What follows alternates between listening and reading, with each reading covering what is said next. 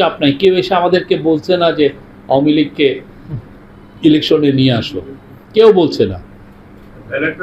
হ্যাঁ, আওয়ামী লীগ যেই ধরনের খুন, গুম, খুন এবং ভয়ানক ডাকাতির রাজ্য কায়েম করেছিল, এটা তো পুরো পৃথিবীবাসী জানে। এটা তো শুধুমাত্র আপনি ব্রাহ্মণবাড়িয়াতে জানছেন তা তো না, আমি ঢাকায় জানছি তা না, পুরো পৃথিবী জানে। ফলে ওদের হয়ে কেউ এসে বলছে না যে ওদেরকে আপনারা একটু সুযোগ দেন। হয়তোবা বলতো, বলার সুযোগ তো আওয়ামী লীগই রাখে নাই। আওয়ামী লীগের কেউ এসে কি ক্ষমা চাচ্ছে, কেউ অনুতপ্ত হচ্ছে? নির্বাচনের ব্যাপারে কোনো সংশয় নেই, বিন্দুমাত্র সংশয় নেই। নির্বাচন খুব ভালোভাবে, আমি আবারও বলি, খুব ভালোভাবে সুন্দরভাবে নির্বাচন হবে, সুষ্ঠুভাবে হবে। কোনো ধরনের কোনো সমস্যা তৈরি হবে না।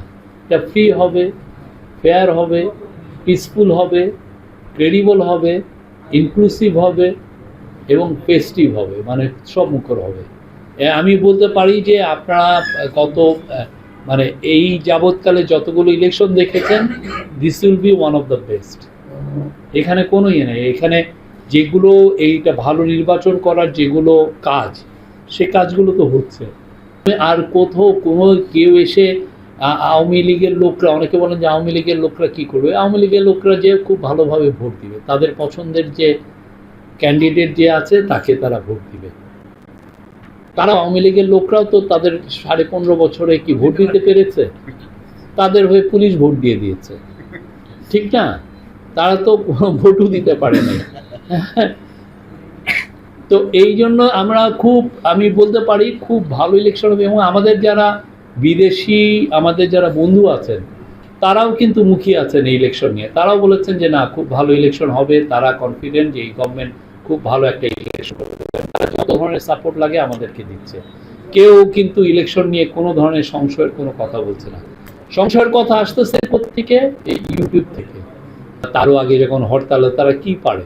তারা দু একটা ককটেল মারতে পারে, কিছু গির্জায় ককটেল মারে, কিছু বাসে ককটেল মেরে বাসে আগুন দিয়ে একজনকে মেরে ফেলেছে। হ্যাঁ, এর বাইরে তারা কি পারে? এর বাইরে তারা একটা মিছিল রাখতে পারে? কেউ যায় ওদের মিছিলে? যারা ডলার বাইরে নিয়ে গেছে তারা কি এতই বোকা যে আবার ডলার পাঠিয়ে কাউকে দিয়ে তারা মিছিল করাবে? অত তো ইয়ে না।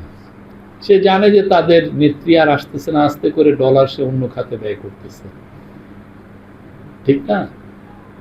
আর আমরা সবাইকে আহ্বানও করছি যে আপনারা হা ভোট দিবেন।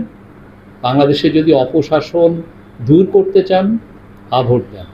বাংলাদেশে যাতে স্বৈরাচার আর জন্ম না নেয়, সে ব্যবস্থা যদি করতে চান, তাহলে হা ভোট দেন।